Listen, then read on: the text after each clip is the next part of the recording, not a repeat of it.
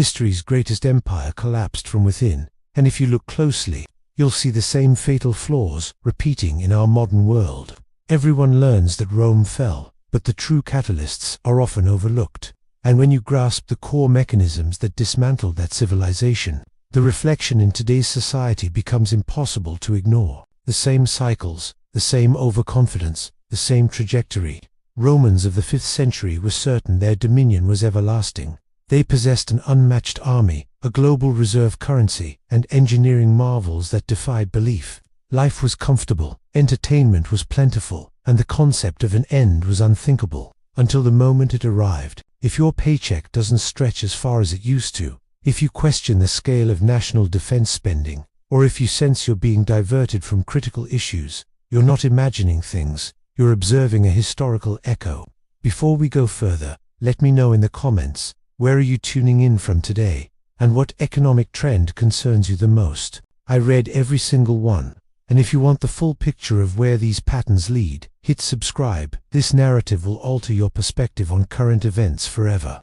The barbarian invasions didn't topple Rome. They were the final blow, not the sickness itself. The empire decayed internally through 3 precise failures, and the modern playbook looks eerily similar. First, the devaluation of money. Rome methodically stripped the worth from its currency, transforming precious metal coins into base tokens. Does that ring a bell?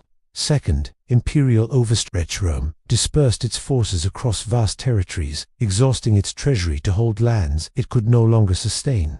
Examine the modern defense budget. Third, welfare and spectacle. Rome placated its people with subsidized food and colossal games, while the foundations fractured. Today, it's stimulus and algorithmic feeds. These aren't casual resemblances. They are blueprints, and once recognized, they're indelible. The script of collapse has already been written. Let's begin with currency, the starting point of every decline. Under Nero's rule, the denarius was almost solid silver. It was a universal token of trust, accepted from the edges of Britain to the markets of Egypt. That coin represented a covenant, a secure store of wealth. But Rome faced a dilemma. Constant warfare, enormous public works, an expanding state apparatus, all without sufficient funds. So they resorted to the oldest trick in the book. They diluted the money. They began trimming silver, adding cheaper metals, a small amount at first, then increasingly more. By 200 AD, the denarius was less than half silver. By 265 AD, it was a paltry 5%. The coin's appearance was unchanged. The emperor's face remained, but its intrinsic value had vanished. The consequence, hyperinflation. An item that once cost 1 denarius now required 10, then 100, then thousands. Traders started rejecting them. Legionnaires demanded real payment. Commerce ground to a halt. This was more than inflation. It was the annihilation of faith in the system itself. Now, consider the modern era. In 1971, a pivotal, under-discussed event occurred. The gold standard was abandoned, severing the dollar's link to a tangible asset. Since that day, the currency has been propped up by belief alone. And what has been the result of that liberty? Since 1971, the dollar has forfeited more than 85% of its buying power. The supply of money has skyrocketed. In just the year 2020, the United States created nearly 40% of all dollars in existence. The denarius crumbled over 200 years. The dollar is racing toward a similar fate in a fraction of the time. Your grandparents could purchase a home on one salary. A new car was a few $1,000s. University tuition was within reach. Rome eroded its money gradually. Today, it's happening at a staggering pace. The methods differ. The destination is identical. At its zenith, Rome commanded the Mediterranean, Europe, North Africa, and the Near East. Its armies were posted from the British Isles to the Persian frontier. Every occupied territory required a garrison, and garrisons are profoundly expensive. By the 3rd century, over half of Rome's treasury was consumed by its military. Troops required higher wages. Defenses needed perpetual upkeep. New threats from the east and north demanded ever more legions. The empire was caught in a vice: retreat and lose power, stay and bleed dry. So Rome took the measures desperate states take. It increased taxes, plundered its provinces, seized private assets, and still, it wasn't sufficient. The frontiers became porous. Not for a lack of courage, but for a lack of capital. Now, Observe the contemporary defense expenditure. It surpasses $850 billion. That's a larger sum than the next 10 nations combined. The nation maintains hundreds of bases across dozens of countries. Personnel are stationed across the Middle East, Africa, Europe, and Asia. And the true cost isn't just the official number, it's the lost potential. That $850 billion could modernize roads, fully fund schools, or pay down the national debt. Instead, it sustains a global presence that, like Rome's, is becoming untenable. During the Cold War, a rival superpower buckled under the weight of its own military spending. The lesson was observed, then ignored. Rome's legions were the most effective in the ancient world. But even the finest warriors cannot save a bankrupt economy. America's armed forces are peerless. But when the financial system that supports them fails, the outposts shutter, the equipment is stored, and the influence recedes.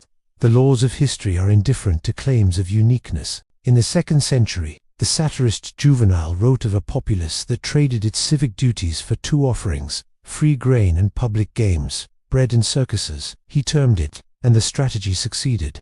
As long as the citizens were fed and amused, they asked no difficult questions. They did not demonstrate. They did not seek responsibility from their leaders. The state supplied cheap grain to the masses. The Colosseum offered brutal contests and reenactments, and the ruling class approved.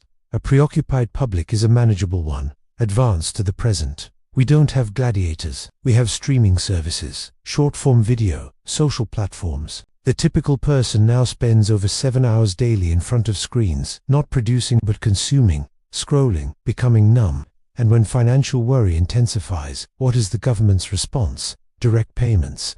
Trillions were distributed, not as a long-term solution, but as a tranquilizer, to postpone the inevitable crisis. It's the identical strategy: sustenance and spectacle, digital delivery and instant gratification. Reflect on this. When was the last major public outcry focused on central bank policy, on the expansion of the money supply, on a national debt exceeding $34 trillion? It doesn't happen because everyone is too absorbed in the show of political drama, influencer gossip, and online trends. Your digital feed serves you anger, not insight, impulse, not intellect. Romans were granted sufficient ease to relinquish their autonomy. Modern citizens are granted sufficient diversion to neglect their own. Distraction is the anesthesia for collapse. This is the most frightening part. Rome's demise wasn't a sudden event. It was a slow emotion unraveling across centuries. And at each step, its people were convinced they were special, that the precedents of history did not apply to them. They had faith in their money until vendors wouldn't take it. They trusted their army until the borders dissolved. They assumed their society's loyalty until apathy set in. By the time awareness dawned, it was too late. The processes of disintegration were already unstoppable. The modern world exists in a similar state of denial. We are assured the dollar is powerful, that immense defense outlays guarantee safety, that our technology shields us from historical forces. But these claims ignore the underlying realities. The US dollar is the world's reserve currency, but for how long? Nations are already establishing trade in alternative currencies to reduce their dollar reliance. The advantage of controlling the globe's money lasts only as long as that trust persists. And trust, when broken, is nearly impossible to restore. Military might does not avert downfall. Rome had the most powerful army of its era. The Soviet Union possessed a vast nuclear arsenal. Britain governed a worldwide empire. Each one fell when their economic underpinnings gave way. And distraction does not build stability, it cultivates unawareness.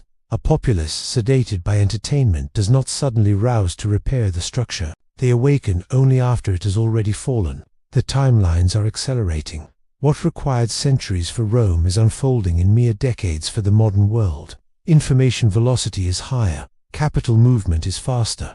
The end, when it arrives, will be swifter too. So, what is the probable outcome? If the template holds, the conclusion is evident. Civilizations that degrade their currency, expand their military beyond its means, and sedate their people with handouts and entertainment do not typically correct course. They break. But here is the difficult reality. You likely cannot prevent the systemic shift. The gears are already in motion. The debt is too colossal. The currency supply is too bloated. The global commitments are too extensive. The distractions are too potent.